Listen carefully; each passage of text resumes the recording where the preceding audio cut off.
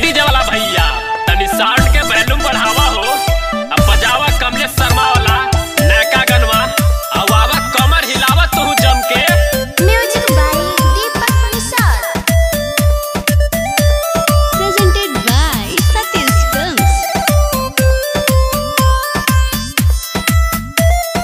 बोली है अनिल तू हैप्पी न्यू ईयर। बोला बोला रे भाई।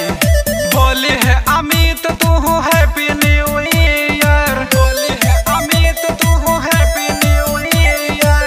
लेके सामान चला डेमावा के नियर। लेके सामान चला डेमावा के नियर। बोली है भरत तू हैप्पी न्यू ईयर। बोला सनी तू बोला। हाँ बोली है रोहित तू हैप्पी न्यू ईयर।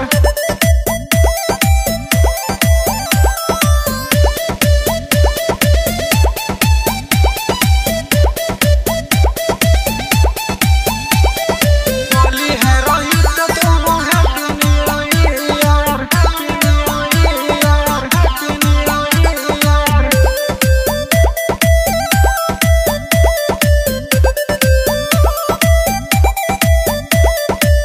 बीत गइल 20 आइल 21 खुशियाँ खूबे मनाई।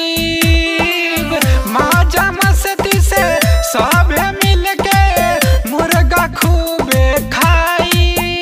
मुर्गा खूबे खाई मजा आई।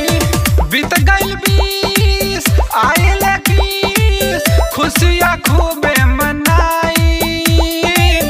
माजा मस्ती से सबे मिल के मुर्गा खूबे खाई। मुर्गा खूबे खाई। मुर्गा के संग संग चल खूबे बियर। मुर्गा के संग संग चल खूबे बियर। बोली है राहुल तू है